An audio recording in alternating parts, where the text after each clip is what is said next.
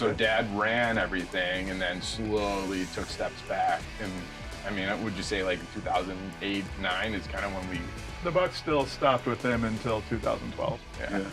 Okay. Yeah, we experienced that too with our dad. He was retired, but then he still was. But he was still calling the shots. So.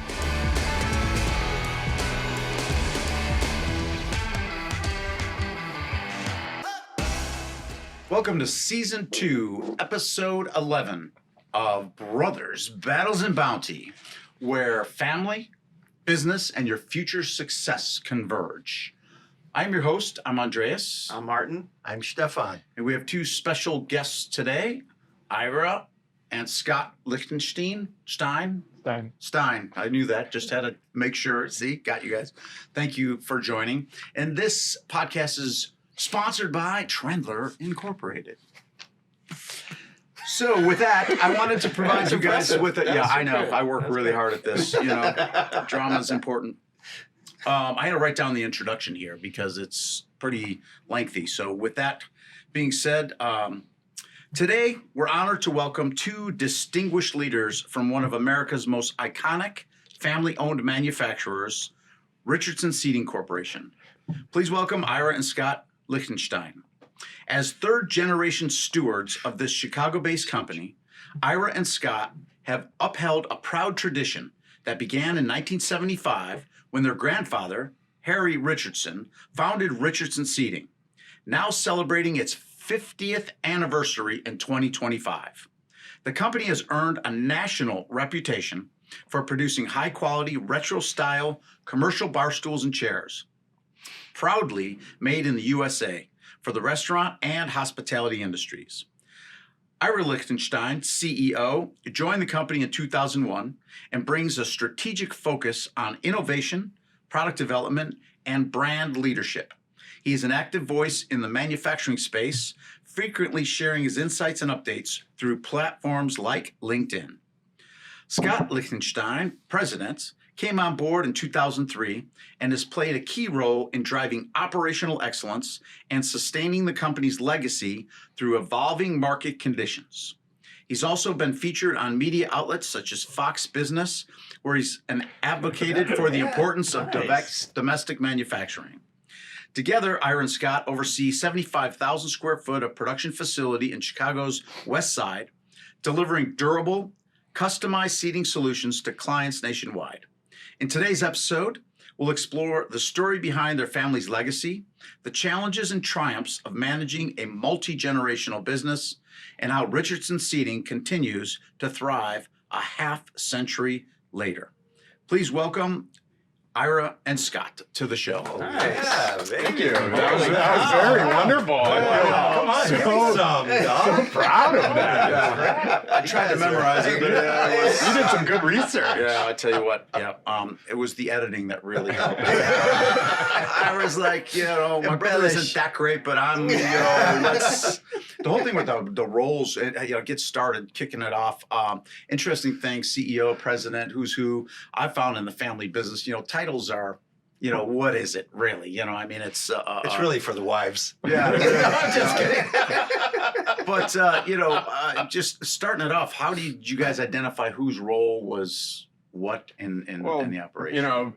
I think ever since Ira and I started working together, back in 2003, we really had a good yin and yang type of relationship. So, where Ira was able to excel at, I kind of wasn't as strong. And then the places where I was able to excel at, Ira wasn't as strong. And so we've kind of adapted to each other's strengths and been able to kind of successfully play off each other. And then, one of the things that I love about, kind of our business relationship is just the fact that when I get a little overwhelmed, Ira can step up and take on more control and whatnot, and vice versa. Oh, nice. That's very nice. Yeah. So was your dad how long was your dad in the business when you guys were still there? I mean, was he, So he retired in 12. And Okay. then, kind of, we had the wonderful issue of employees that, his background was in accounting. And so he kind of helped us with the books for quite some time. We didn't let him leave. Yeah. We brought him back. So he was running the company while the two of you were in there, or he was just, or he stepped out and you Well, no, guys stepped 212 in? he retired, so that Uh-huh. means since they've been there, he was man in charge, or was it Grandpa? Well, Grandpa passed away in '83. 80. Oh, okay. And so Dad took over and then, ran it until Ira popped in 2001. Okay. Ira kind of took over all the sales and marketing and more strategic type roles. And then when I popped in, I actually worked with Joe Zabransky to kind of learn. You on came in production. 2003? Yeah. And so Dad ran everything and then slowly took steps back. And I mean, would you say like in 2008, 9 is kind of when we, The buck still stopped with him until 2012. yeah. Okay. Yeah, we experienced that too Yeah. with our dad. He was retired, but he still was. But he was you still know, calling the shots. Well, How he was was the still- transition from him retiring to now you guys taking it over? I mean, you said he never really officially, but he was gone, was retired, so it changed, I would think. I mean, right? there was definitely a void when he left. He was a really good steward of our finances, and it took a long time to figure out how to replace him. Fascinating. Fascinating. Yeah. Yeah. But That's what a key role. Yeah. But what I heard while he was there and brought you guys in, you each had unique abilities in areas that were complementary to each other. Mhm. Operations, sales, and Dad was in the accounting side. So you guys had a good 10-year run of, working that system, right? Yeah, it was a good way to cover those three bases. Which are the key bases of, Sure. you guys were covering all the key stuff. Uh-huh. Yeah. So with all the changes going on in the industry currently, the tariffs, and now we could summarize all of it, but just we know we're saying the chaos that currently exists, and there's always chaos from one time to another. As a CEO, how do you envision how to navigate this into the future? We've sort of been doing the same thing we always do, which is take good care of our customers, provide good products, and just watch the news. And as things change, we adapt. Yeah, very nice. 'Cause that's the beauty of that we see in family business, that we can make decisions quickly. Yeah. It doesn't take 1 week, 2 weeks, 3 weeks to make a decision. You can make it today Mhm. and be effective tomorrow. Yeah, I think one of the abilities that's been successful for us is being able to pivot it on a dime. Just being able to make those changes when you see what's going on in the world. That we've been able to adapt. Yeah, and when you've been around a while, you got a portfolio of customers that you just reach out to them. You got relationships with them and see what you need to do to improve, or so you always got that kind of business in the pipeline sort of thing. What would you say is the most difficult thing that you guys have addressed since your dad left? Since you guys have been running, what has been like the one thing that sticks in your mind? Like, oh my God, yeah, we got through that, but that was, COVID? Yeah. yeah, was it? Okay. Yeah. Okay. What about COVID? With just the I mean, we had suppliers that accepted our purchase orders, but didn't necessarily follow through on those purchase orders, and we didn't get. We weren't told that they weren't going to process those purchase orders for months. Reliability. It was we were calling and hey, when's our shipment? Oh, it'll be in another week. Let me check production. And then all of a sudden they're like, yeah, we're not going to honor those POs anymore. And that was a tough time. So source of supply. Yeah, we ran into some issues there too. Yeah, that was a major. And they talk about black swan events. Are you familiar with the term? Yeah. And that COVID clearly a black swan event. But what I've experienced with Trendler over the years is there's always a black swan event every year, just of a different magnitude, right? You're laughing. So there's always something that's shocking. If you're surprised by the next big thing that happens, you're not paying attention. Sure.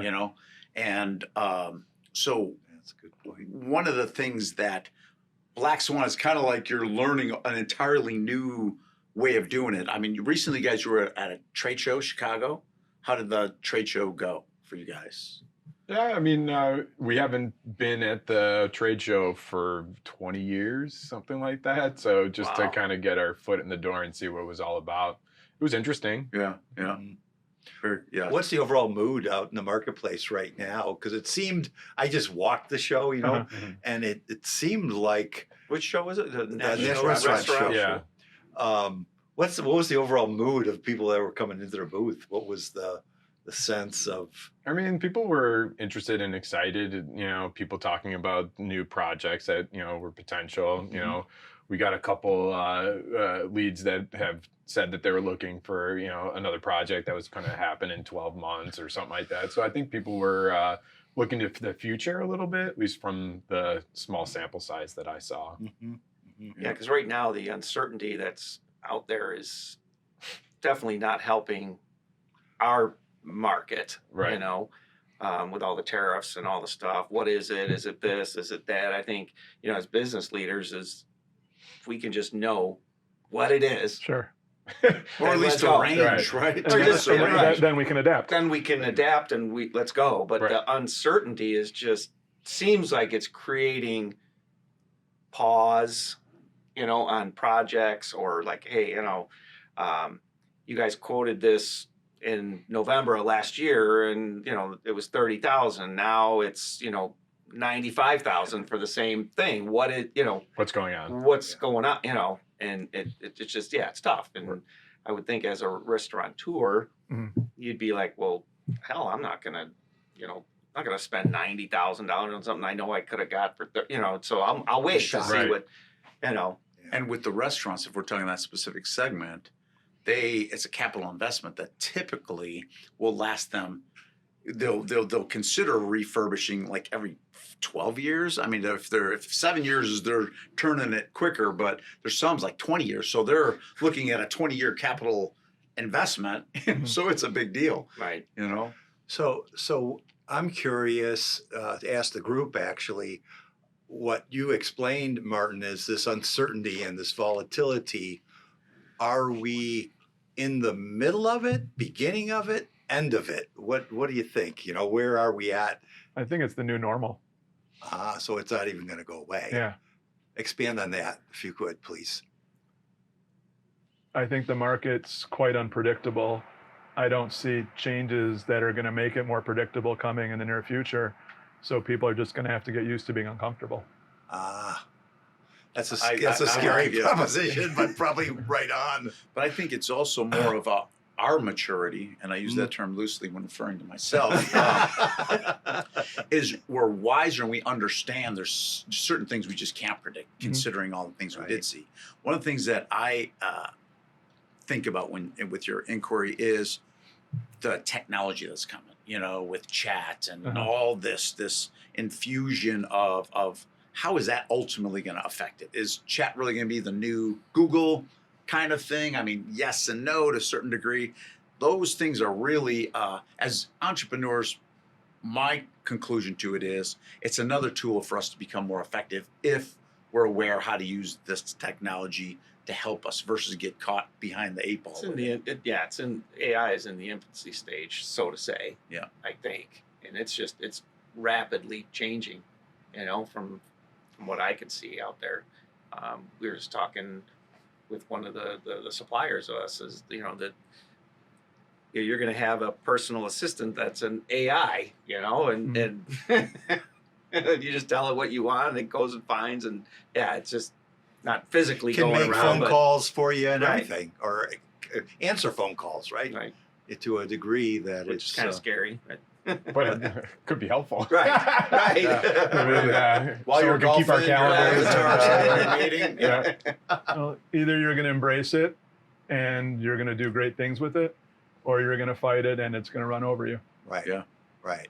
So What- it's my just on that point, if I may, this is to Ira, and I'm not familiar with your background on it, but you, from my perspective, have been a pioneer in regard to the tech sector and seeing all that, navigating deeper than anybody I've ever seen. Sure. And I'm just Thank you. curious. Well, no, that's awesome. It's very impressive, and it goes over my pay grade pretty quick. But I mean, how would you? Excuse me. Right. So how would you say that your familiarity with that has impacted the way you do business? I think it helps me anticipate market trends. As an example, I believe within the next 2 years, optimizing for Google and doing paid advertising is going to be obsolete. Interesting. 2 years. Yeah. 2 years. What's going to replace it? Large language models. So kind of chat. ChatGPT, It's Claude, Perplexity. so it's the new buggy whip, basically. Well, think about it. When you go to Google now and you type something in, the top listing's typically an AI-generated comment. You're not even having to go Was to it people's website. Genesis or what's it called?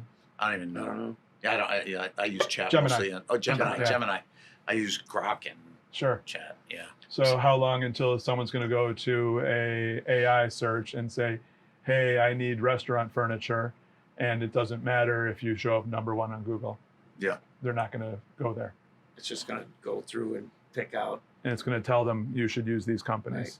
So if you're not ahead of that, you're going to be behind. Your comment about the situation we're in being the new normal. Uh-huh. Okay, I would concur with probably 80-90% of that.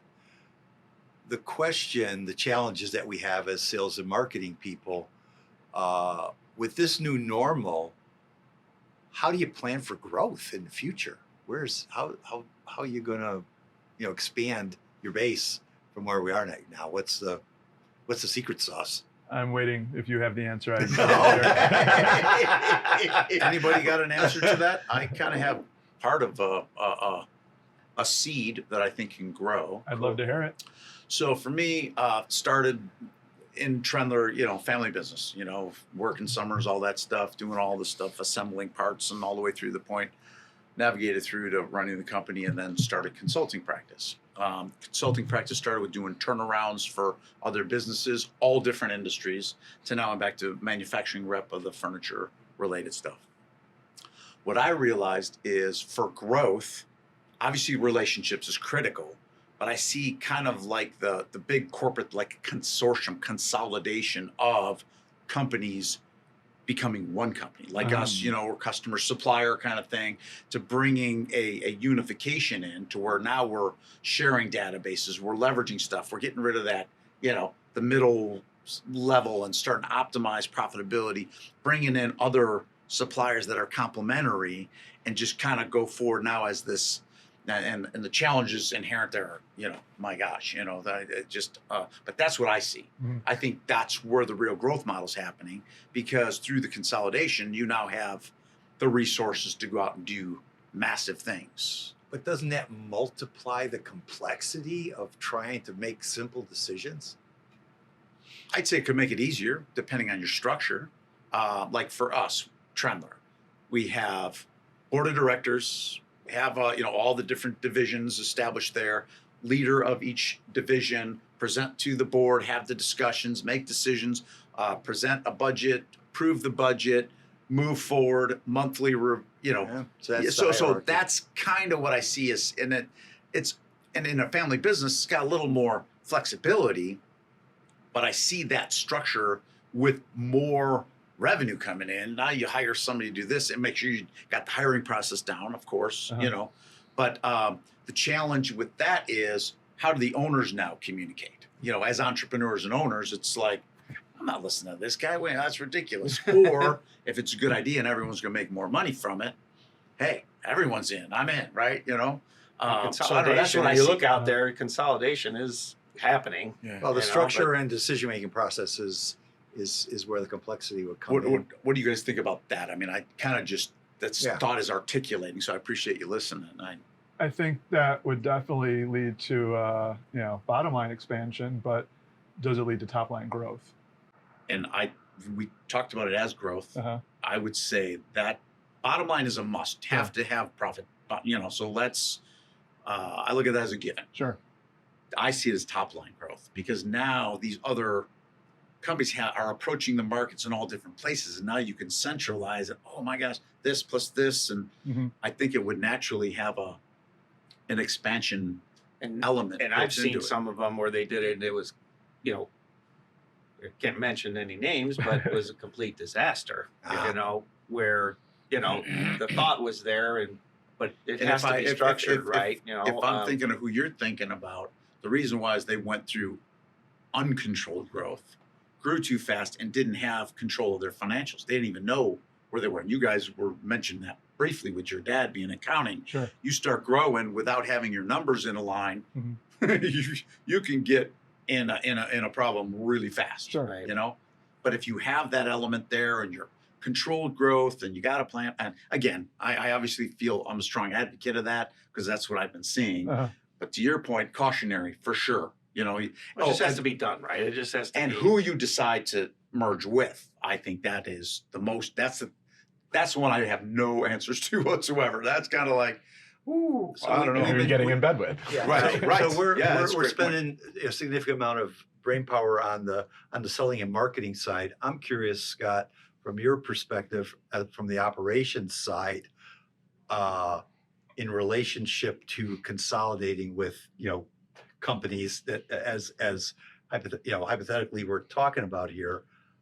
How do you see that affecting your operations at Richardson, specifically if we were to do something I mean, like that? if anything, it would be a a way to kind of see how others do things. So kind of take the good from various other companies and be able to and apply that to your company, and at the same point take the things that are working in your company and being able to help apply it to or it. some other company. It doesn't have to Exactly. be Trendler. It could be, Right. we're talking hypothetical. Best It could be practices anybody. of It could whatever. be a supplier from us or a Right. customer of yours that A can. fresh set of eyes You know? always is something that could take a look at a new operation and determine Mhm. whether or not there's efficiencies that you can master. Right. and there's always something. You just There's walk always around and something. go, wait a minute. That Why doesn't didn't make I any think of sense. that? Right. I should have. We should be. What do you doing guys do you guys have a succession plan? I mean, what are your guys' plans for going forward? Survival, last man standing. That's what ours is. That's why Marty started 45 working and out. 49. No, I mean, Is that how old you are? Yeah. Okay. What- So you're going to be 50 when? March. This March? I got a while. I'm a March too. What March? What? March 31st. Oh, very nice. So you're Pisces. No, You Aaron. just that explains. So and we haven't you're- really given you're it 40, 45. 45. Yeah. We haven't really talked You about got plenty. succession. The runway's pretty long. Yeah. It's all done in a handshake. Right. Yeah. Right. So really, you guys haven't. I mean, yeah, but that's pretty common. Uh-huh. I know we've talked about it. We haven't come up with. We've come up with a plan, but it might not be the best one. It's Right. basically last man standing. Right. 2 men enter, 1 man leave. Right. That's hilarious. Assassination is not a good succession plan. It's not part of the plan.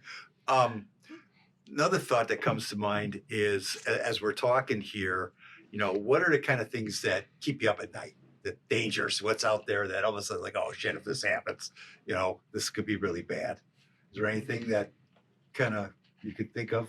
I sleep really well at night. It's Actually. in McClellan, 12-year.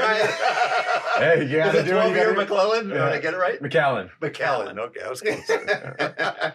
Nothing like a good scotch to help you go to bed. So for me, I just experienced this with a company in Chicago that supplies, I forgot their name, forgive me, but they do supply the cast iron bases for a lot of people. Uh-huh. Asian company. They had a fire, burnt down. They were leasing the facility, and one of the co-tenants that was next to them, that wasn't even them, was a skid company, and the whole thing burnt to the ground.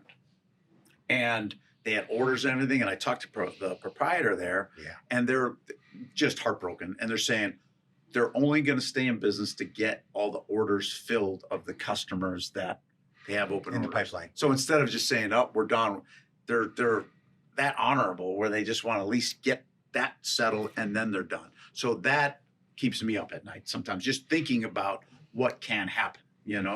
Richardson caught on fire in what, 80? 91 maybe? 91? Oh, How really? bad? My dad lost everything. Yeah. I Yeah. remember really? that. I do The bill- I remember mean, that. What year? 90? 91 or something like that. Building more damage than we had insured. Wow. So how was that? That's pretty significant. Luckily, we were too young to fully appreciate it. Yeah.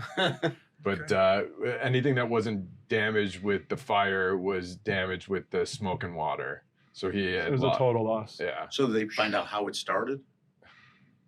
The story goes that somebody lit a car on fire in our dock and then threw the gas can on the roof, and it just burnt. Oh man. Wow. Yeah, and he got the call. That's not in the building that you guys are in. Yeah, now. that's our Yeah, current it building. is. Oh, that. I remember that. Yeah, that's why our You- loading dock I is was there. new brick.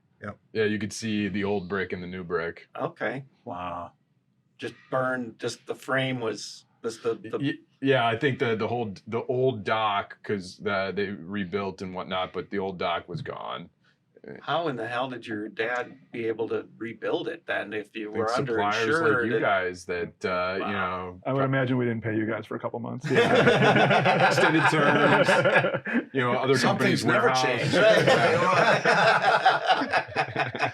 So wow. Okay, so you sleep like a baby at night. How about you? What keeps you up? Anything? Not usually work related. Yeah. Your kids. I have young kids. I have a 7-year-old and a 9-year-old, so they sometimes come into the room at night. Okay. Fascinating.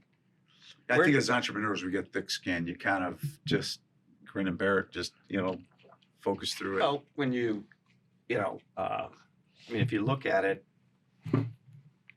we're in the business every day. We know what's going on every day, and we can make changes every day. So that really kind of separates a family business from a corporation. They can't. They got to go through all the nuances, and family businesses we can turn on a dime Sure. and make decisions. Hey, do we need to, look at another facility? Do we need to do this? Do we need to hire somebody? Do we not need to hire somebody? Just everything, and it's very unique. And looking over the past years, it's just it never stops. Mhm. It never stops. Well, I mean, what's it called? Ira and I have been with Richardson since the early 2000s. I mean, even just in that time span, we've seen so much stuff. Yeah. Where we can kind of use some of that background to help us make our decisions moving forward. So in our younger days, conference room, we had a full-time carpenter that would fix the holes in the drywall from some of the passion affiliated with some of the meetings that we had. And as you guys have had any kind of disagreements that got heated ever? No holes in walls. Yeah. Yeah, I we think had the a one few. was from punching the hole that happened, but mostly just from the door. Door, I right, just you're like swinging. slam the door swings open. And Puts the lines right up with the doorknob, so we just left the hole there. That way it, wouldn't I mean, we have two different perspectives, so we're not going to always agree, from the onset. But we're brothers. We figure it out. Yeah. Well, it's funny, just kind of piggybacking onto that, we might have two different ways of getting there, but we have the same goal, and it's, Ira might have a way to get to that goal and I might have a way to get to the goal, but the reality is we both have the same goal. So even if we don't necessarily get to there the same exact way, the overall concept of the goal is there. Yeah. And that's kind of what we concluded too, just how do we make more money? How do we grow it? How do we reduce costs? How do we get the more we fought, the less money we made. Yeah. We figured that one out. And Shocking. most of all the conflicts that we had were a result of You pointing at Ira? No. Well, I He's a think, customer, he's good. I think the fact I'm that always our right. Yeah, that's true. there we go. Made a mistake once, and it was a mistake, right? I think over the years, the fact that our testosterone levels dropped significantly was a big part of us getting along better. So that might or might not be the case, depending if anyone's taking TRT or any of that stuff. With the interest of time, and kind of wrapping things up for now, time flies. That went really fast. For me, this has been a great session. I'd love to have you guys back. We can talk about more stuff. And then you guys think about things. That would be Topics. great, whether we do it at your facility here, whatever, something creativity. I like the idea of the McAllen 12. And do you drink? No, not really. No. Okay. Well, It's then- not something you I'll want to be drink good it. at. I'll drink it. It'll drive me home. Perfect. Fair enough. So with that, any thoughts that would kind of summarize what we just experienced? I mean, two family businesses. Yeah, I would just like to say, I appreciate and thank you guys, for doing business since the 70s. Your dad, our dad, you know, um, we've constantly been doing commerce with each other since there. I don't think there's ever been a year where we didn't do commerce together, Yeah. something. Yeah. And that's pretty awesome. That's a testament to both companies. I think with your father and our father, there's a lot of commonality between us. Mhm. So I just think that's pretty awesome. that is pretty neat. Shout out to Earl. Yeah, shout out to Lichtenstein. Earl. Nice. Yes. He's in Arizona, right? No, he's actually in Chicago today. Oh, okay. Glenview. Yeah. Nice. Cool. He's back in for the summer. Yeah. Okay. Get out of the heat. All right. Tell him we said hello. We will. Yeah, for me, looking at the past, obviously it's exciting and it's good, good R&D, Uh-huh. good reference materials for us. But present, I think things are going really as strong as we've ever been before. I'm most curious about the future. Hasn't happened yet with all the challenges, all things going on. It would seem to me that we can kind of create a pretty cool future together if we put our heads together. Mhm. I don't know really what it looks like exactly, but I don't see any reason why, if we put our heads together, that the future can't be a multiplier of what the past has been, which has been, pretty darn good. Sure. So, but it's going to take some vision, some effort, and some, brain power. But I think the future looks pretty exciting, even though it's been it's kind of I don't know, good word, mess, and it's going to stay a mess for a while. And we need each other more than ever, Mhm. I think. Well, we've been doing business, as you looked up, for 49 years now. We survived 2000, 2001, 2008, and we'll do great in 2025. Yeah, I think so too. Yeah, for me, the future's bright. I think at this point in my life, I want to find out how to enhance the overall quality of my life in all facets. And I got a good life, so our health, our relationships, the business and family and all these things. And how do we create this environment that helps everybody grow? Collaborative. Hey, I learned this, and what do you think? Why don't you try this? That kind of stuff. That's what I'm looking at. And I decided that, I want to focus on being with people and doing business with people that I can get along with, that I like. There's nothing worse than somebody that's, pain in the ass. They might be somebody you need, but it's like, how do we get around this? Yeah, too much energy. Yeah. Right. So that's my conclusion Well to said. the inquiry. Any other things? Anyone? No, just thanks for inviting us. It was a pleasure to be here, and this is fun to do. Cool. Yeah. Love to have you guys back. Love Yeah. to have you back. Awesome. Season 3. Yeah. So that concludes another episode of Brothers, Battles, and Bounty. And in this particular case, Brothers, Battles, and Bounty, where your future, success, and family converge. Thank you all for listening. And please, if you have any questions, contact us. We'll answer whatever you have. We're here for you. If you have content suggestions, we can do that as well. Continue to follow us on LinkedIn, YouTube, Instagram, Spotify, and what else are we? Well, on? you would know more of all of Facebook. them that are out there. Facebook. subscribe to LinkedIn. YouTube. Yeah, We have just under 1,000 subscribers now, so we're Nice. getting close. Great. So with that, thank you. Till next time. Thanks, guys. Thank you.